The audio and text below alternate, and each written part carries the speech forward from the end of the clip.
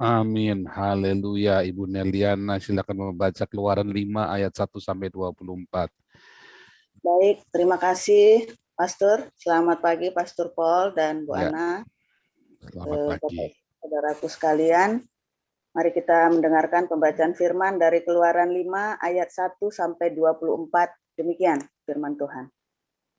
Musa menghadap Fir'aun, bangsa Israel makin ditindas. Kemudian Musa dan Harun pergi menghadap Fir'aun, lalu berkata kepadanya, "Beginilah firman Tuhan, Allah Israel. Biarkanlah umatku pergi untuk mengadakan perayaan bagiku di padang gurun." Tetapi Fir'aun berkata, "Siapakah Tuhan itu yang harus kudengarkan firman-Nya untuk membiarkan orang Israel pergi?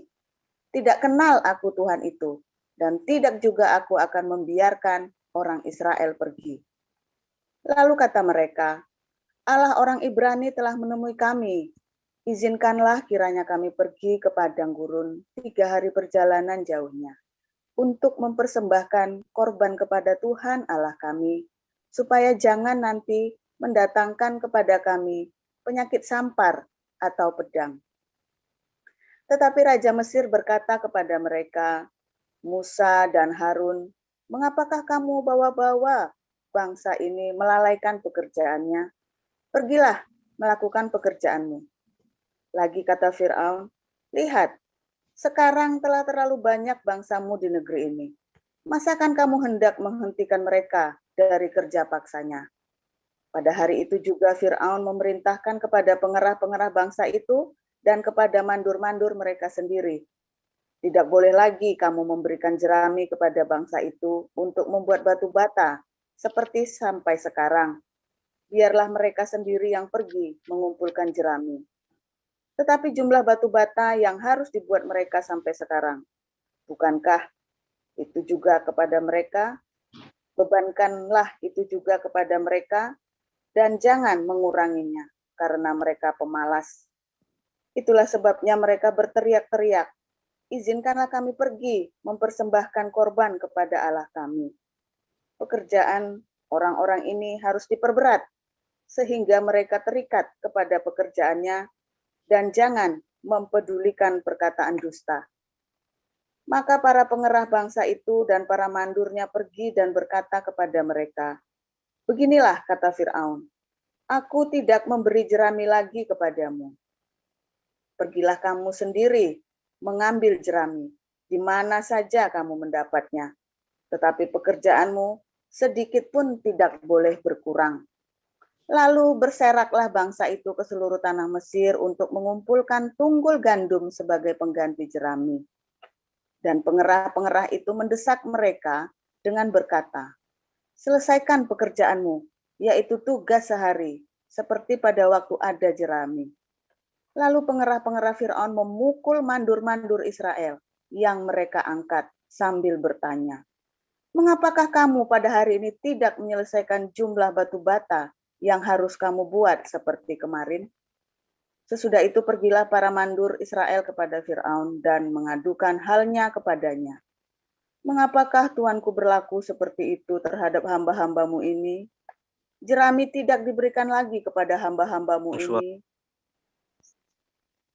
Tetapi walaupun begitu,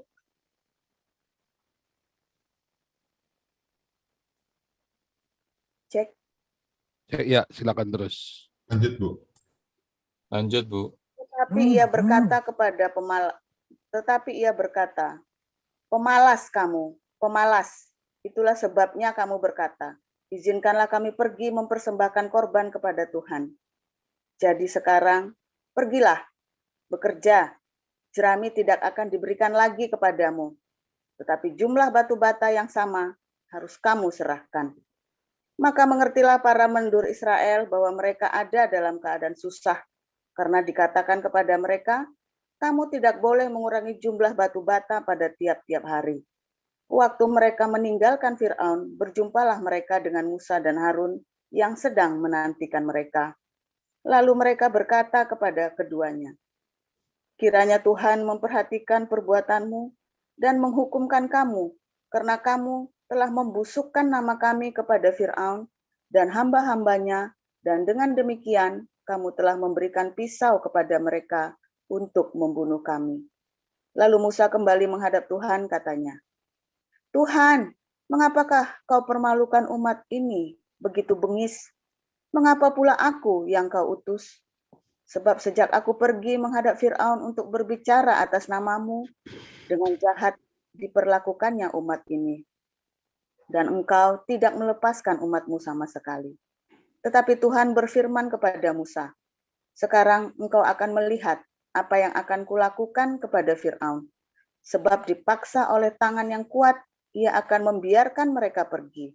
Ya, dipaksa oleh tangan yang kuat, ia akan mengusir mereka dari negerinya. Demikian, Pastor. Ya, Wahyu 11 ayat 8. Wahyu 11 ayat yang ke-8. Dan mayat mereka akan terletak di atas jalan raya kota besar, yang secara rohani disebut Sodom dan Mesir, di mana juga Tuhan mereka disalibkan. Ya, haleluya. Firman Tuhan selalu baru setiap pagi dan memberikan rema. Dan rema itu kan memberikan iman di dalam hatimu, menuntun kita dalam hari ke hari, melewati lembah kekelaman, menuju ke padang rumput yang hijau dan air yang tenang. Wah, kalau dengar padang rumput yang hijau dan air yang tenang itu, rasanya itu enak ya. Kalau Anda sedang di dalam lembah kekelaman hari ini, impikan selalu padang rumput hijau dan air yang tenang. Ya, jalan pegang erat-erat sama Tuhan Yesus. Dia adalah gembala kita, bukan saya. Bukan pendeta manapun. Yesuslah gembalamu yang agung. Ya, kita ini hanya hamba-hamba. Ya, tetapi bukan juga gembala upahan, karena gembala upahan kabur kalau ada masalah, cuman ngumpulin buat kekayaan buat diri sendiri. Nah, ini kita mau cerita nih ya, mau cerita gembala upahan ini. Nah, saudaraku, di dalam Wahyu 11 ayat 8 dikatakan itu konteksnya adalah dua saksi Allah ya. Nanti yang ikut koinonia online tadi sore jam 7, videonya judulnya Yerusalem milik dunia ya. Itu saya cerita tentang siapakah dua saksi Allah. Dua saksi Allah adalah orang Israel dan orang Kristen. Ya. Nanti lihat videonya supaya nggak kepanjangan. Nah, kemudian orang-orang ini selama 42 bulan ini bersaksi. Ya. Mereka bersaksi dan banyak orang mendengarkan kesaksian mereka. Nah, ketika mereka bersaksi, setelah mereka selesai menyampaikan kesaksian mereka, maka tiba-tiba ada iblis, ya, ada binatang yang keluar dari jurang maut. Itu adalah iblis yang paling jahat, yang keluar dari Abisos atau Tartarus itu ya. Yesus itu waktu mati disalib, ia pergi turun ke jurang maut untuk ngambil kunci jurang maut dari dia. Ya, dari si binatang paling jahat ini, itu iblis yang paling jahat ini ya. Diambil kunci jurang mautnya. Dan ia pindahkan orang-orang benar yang percaya kepada Torah, yang hidupnya oleh iman kepada Torah. Ya, dipindahkan ke Firdaus, ke Paradiso. Dan orang-orang yang tidak percaya tetap aja di Hades ya, tempatnya jurang maut itu Hades. Cuman jurang maut yang paling dalam itu ya, lubang jurang Abisos atau Tartarus itu tempatnya iblis. Nah, kemudian iblis yang paling jahat ini nanti di saat itu ya, di akhir zaman itu, maka dia akan keluar ya dari lubang jurang maut dan dia akan bunuh dua saksi Allah ini. Ya, dia akan berkuasa atas muka bumi ini sebagai antikristus dan dia bunuh dua saksi ini, yaitu orang-orang Yahudi dan orang-orang Israel dan orang-orang Kristen yang dibunuh, dipersekusi, dianiaya, dibunuh. Dua ini bukan dua orang ya, tetapi adalah dua saksi. Jadi bukan dua orang, tapi dua saksi, yaitu satu orang Israel dan satu adalah orang Kristen. Karena orang Israel yang punya the commandment of God, Torah, dan orang Kristen punya testimoni, kesaksian Jesus Christ. Dan mereka bersaksi tentang kerajaan Allah, tentang Mesias, yaitu Yesus Kristus, ya. Dan mereka dibunuh. Dan mereka akan dibaringkan, mayatnya itu akan dibaringkan di sebuah jalan raya, jalan besar, ya, sebuah plateau, sebuah tempat yang besar, square. Jadi bukan cuma jalan raya, bukan, tapi tempat yang besar, square. Ya, mereka bukan cuma 2 orang ya, dan berarti itu ada di seluruh dunia. Berarti ada di seluruh dunia. Dan yang secara rohani disebut Sodom dan Mesir. Nah, itu menarik ya, disebut Sodom dan Mesir. Secara spiritually, pneumatikos dibilang. Pneumatikos artinya secara roh. Jadi itu adalah sebuah metafora. Sebuah metafora rohani bahwa orang-orang yang bersaksi di dalam nama Yesus itu akan dibunuh ya dan dibaringkan di atas jalan, di atas tempat ya. Yaitu di atas tempat kota yang bernama Sodom, yaitu tempat di mana ada hedonisme, ada kemewahan hidup orang-orang itu. Orang yang hidupnya bermewah-mewah tidak suka dengan kesaksian Tuhan Yesus Kristus. Apa sih kesaksian Tuhan Yesus? Sangkal diri, pikul salib, mengampuni, memberkati, mengasihi, mengampuni, memberkati. Itu kan kesaksian Yesus Kristus, toh? Kalau Anda bersaksi, bersaksinya apa? Wah, Tuhan Yesus memberkati saya dengan uang. Bukan, oh enggak. Kesaksian kita selalu sangkal diri, pikul salib, mengasihi, mengampuni, memberkati. Itulah kesaksian hidup kita orang Kristen. Orang Kristen tidak akan memenangkan jiwa karena Anda kaya raya. Wah, saya diberkati Tuhan 1 miliar, saya diberkati Tuhan 1 triliun. Hore, cuma tepuk tangan. Apakah itu akan memenangkan jiwa? Tidak. Tidak akan ada jiwa dimenangkan oleh karena Anda bersaksi, saya diberkati Tuhan 1 triliun.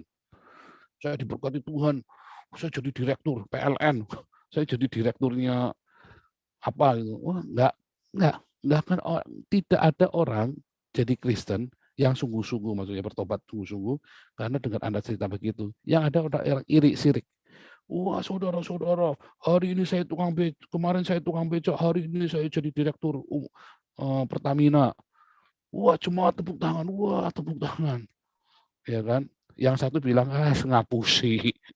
Ya, untuk tukang becak jadi direktur Pertamina, ngapusi. Yang lain bilang, iri, mati sisan. Yang satu bilang ngapusi, enggak percaya, yang lain bilang nyumpahin, mati sisan. Iri, ya kan? Yang seneng, dikit. Seneng lihat orang susah kalau lihat orang seneng. Ya kan, susah kalau lihat orang susah kalau melihat orang lagi senang. Nah, itulah orang dunia, orang di dalam gereja kan begitu. Jadi hati-hati. Tidak ada orang dimenangkan gara-gara Anda diberkati. Orang banyak jiwa dimenangkan melihat kesaksian hidup Anda yang ya selalu apa? Sangkal diri, pikul salib, ya, mengasihi, mengampuni, memberkati dalam rubah diakonia dan marturia. Marturia, kesaksianmu kan. Orang itu banyak dimenangkan melalui diakonia dan marturia. Bukan melalui Anda cerita, wah saya jadi direktur. Kemarin tukang beca, hari ini jadi direktur. Cerita Cinderella, orang tidak akan tersentuh dan dimenangkan. Yang ada jadi syirik. Itulah yang terjadi. So, apa yang dimaksud dengan Sodom? Yaitu ketika Anda hidup di dalam kemewahan.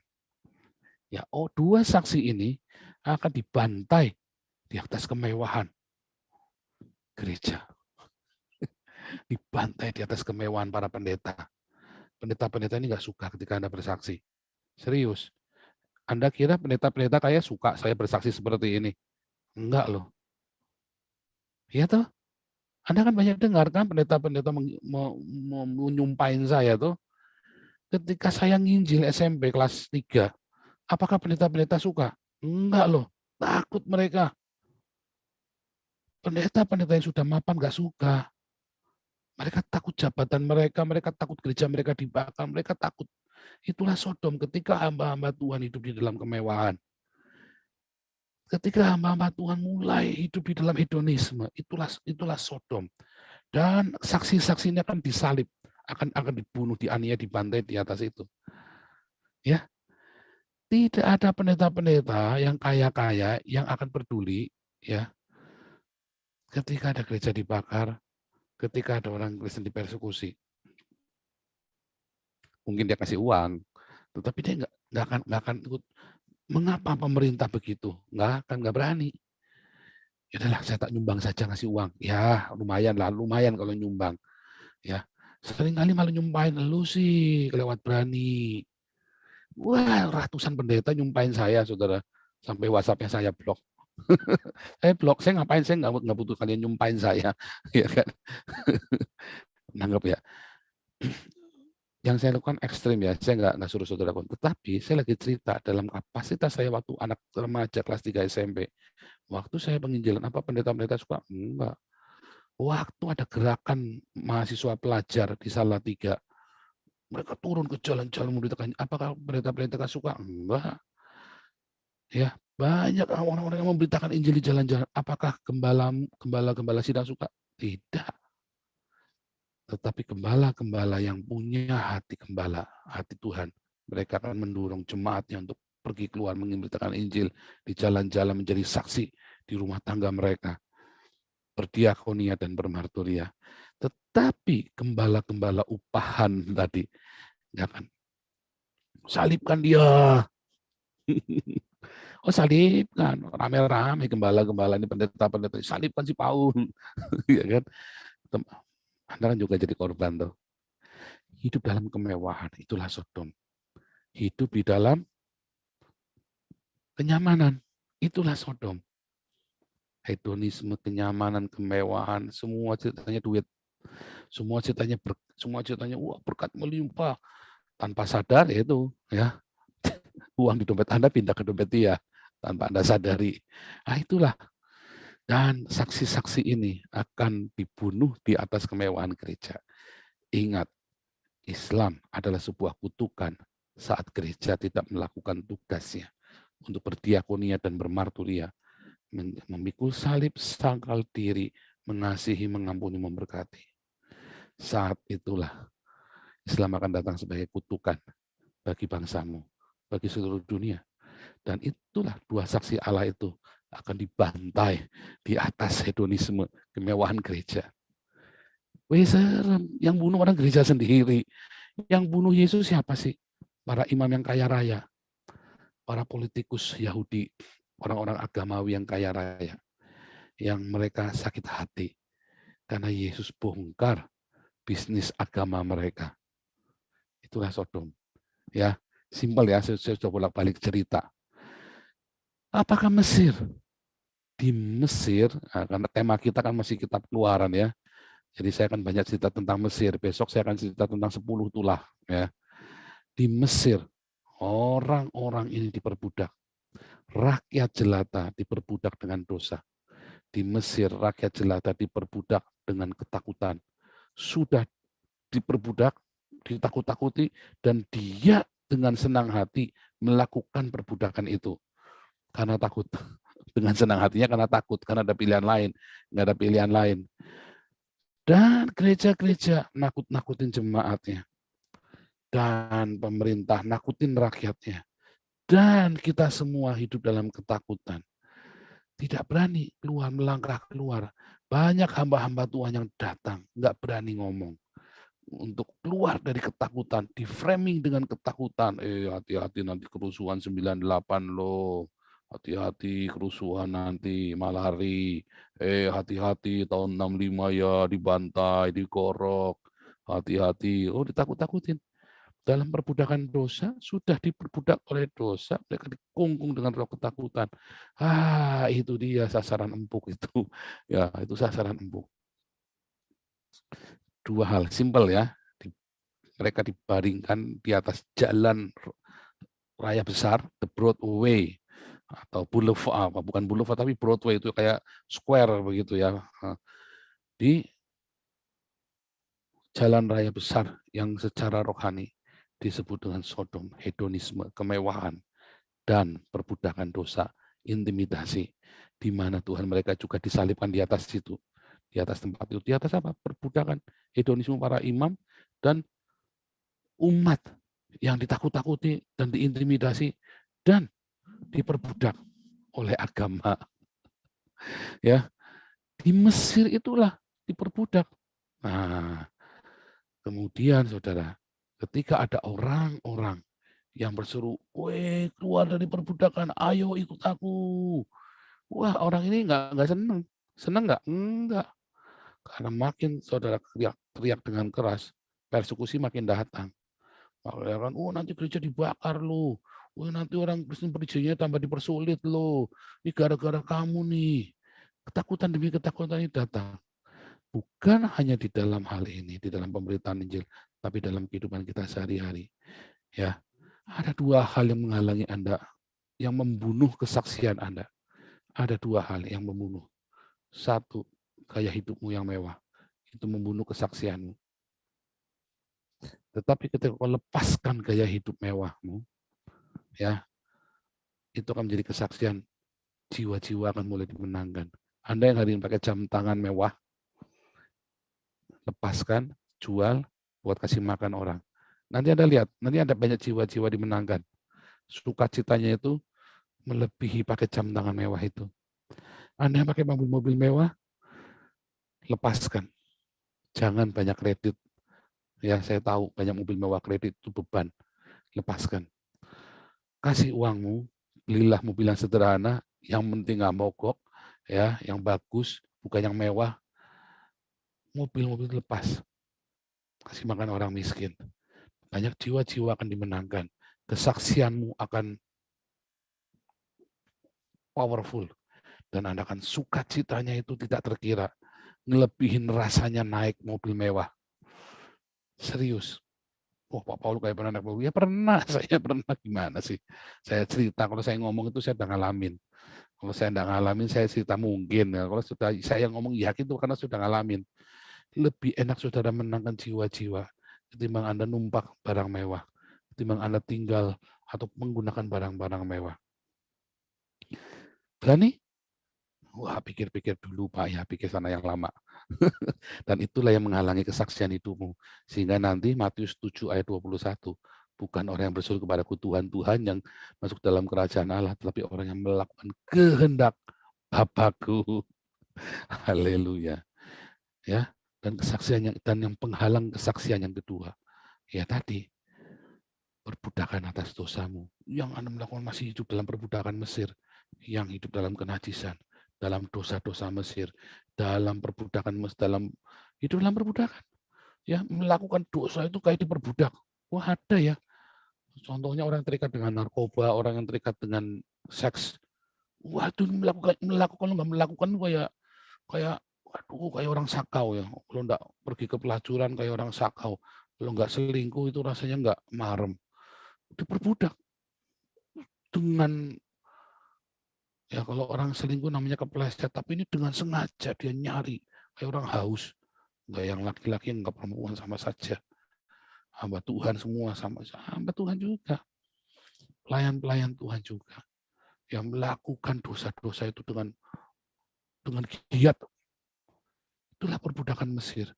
Ketika ada orang yang berseru menyatakan suara kenabian.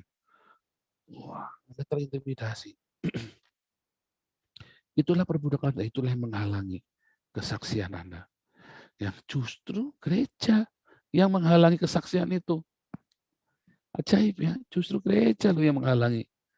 Yang lucunya, ketika saya bersaksi di pinggir-pinggir jalan, khotbah itu di pinggir-pinggir jalan, yang ketakutan bukan gereja-gereja kayak Katolik sama GKI. Mereka tenang-tenang aja, adem-adem aja. Yang kutakutan gereja-gereja karismatik. Lucu ya. Itu kenyataan. Kenyataan.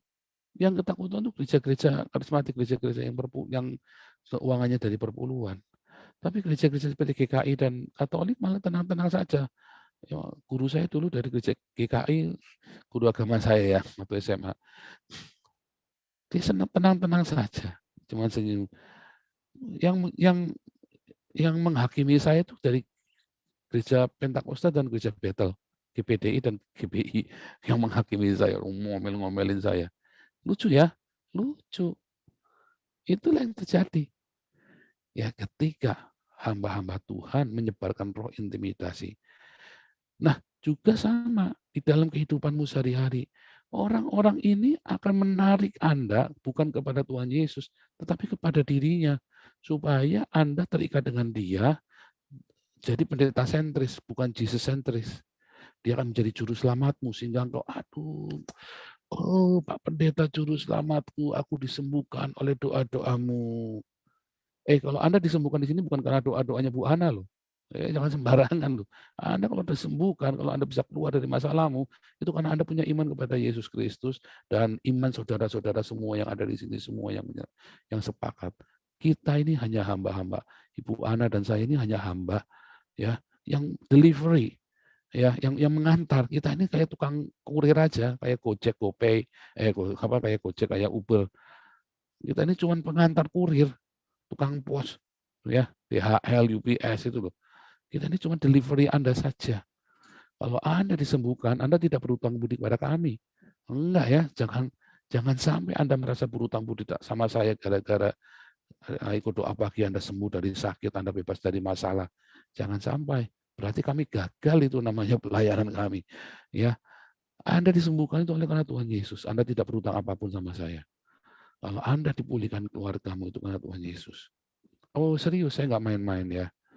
Ketika Anda mulai bergantung kepada satu orang, saat itulah Anda sedang ada di Sodom atau sedang ada di Mesir. Anda sedang hanyut di dalam kemewahan hamba Tuhan itu, atau Anda sedang di dalam perbudakan intimidasi, sehingga Anda ditakut-takutin kalau Anda tinggalkan aliran itu, Anda masuk neraka. Ada satu aliran, wah kalau kamu tidak ikutin grupnya kita, nanti saatnya Tuhan datang kamu akan ketinggalan. Saya langsung bilang sama istri saya, jangan ikut-ikut. Begitu, mikir, hati, nanti kita lupa bablas nanti. Saya nggak bilang dia sesat, enggak. Cuman itulah awal. Dia bilang jangan ikut-ikut, nanti kamu bablas. Jangan ya, nggak ada satu denominasi pun membawa Anda ke surga. Nggak ada.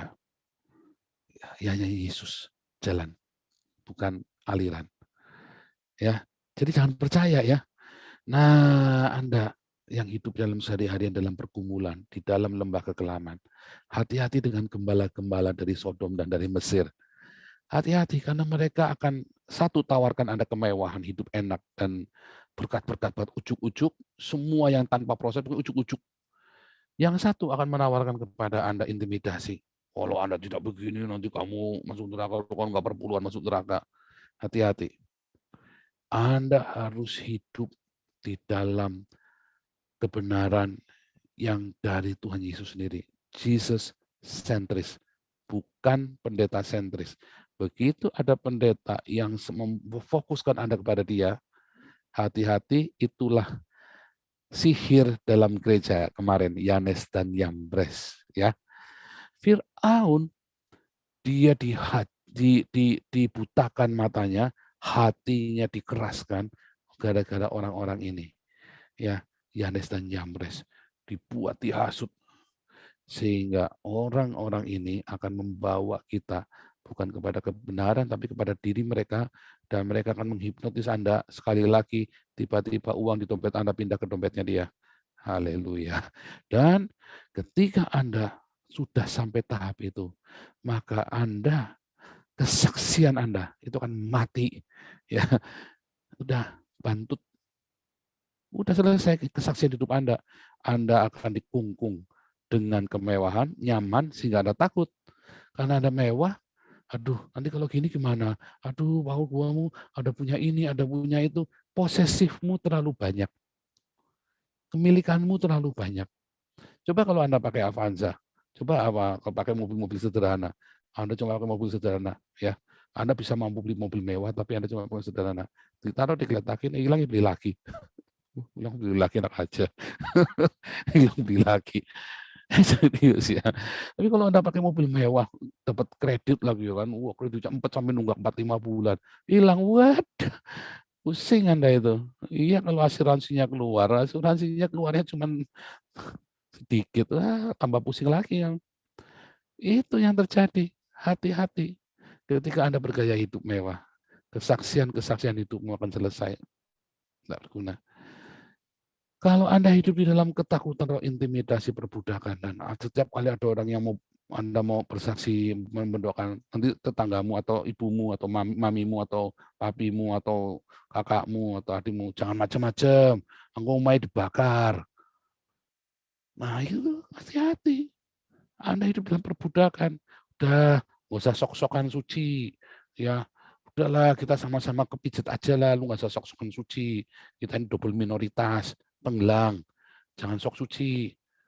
Ya, hati-hati, itulah roh perbudakan Mesir. Dan kecut langsung hati lah. Kita ini tenggelam ya, double minoritas ya. Jangan macam-macam ya. Ciut hatinya. Selesai. Dan itulah dua saksi Allah itu mati di situ, diletakkan di situ. Di atas di mana Tuhan kita Yesus juga disalibkan di sana. Dan kesaksianmu bantat selesai di situ. Kiranya rema yang dari Tuhan Yesus mencelikan mata Anda, menghindari Anda dari roh Sodom dan roh Mesir, dari roh hedonisme dan roh perbudakan dosa, roh ketakutan. Di dalam nama Tuhan Yesus Kristus, matamu dicelikan, hatimu dibukakan, pandang saja Yesus, fokus sama Tuhan Yesus Kristus, engkau akan bersaksi dan banyak jiwa-jiwa akan dimenangkan bagi kemuliaan namanya. Dan hidupmu akan berkemenangan. Engkau di dalam lembah kekelaman itu akan menjadi saksi dan memenangkan jiwa. Bahkan di lembah kekelaman banyak orang di jiwa, banyak orang akan dimenangkan melalui hidupmu yang melalui lembah kekelaman itu. Haleluya. Haleluya. Tuhan Yesus memberkati.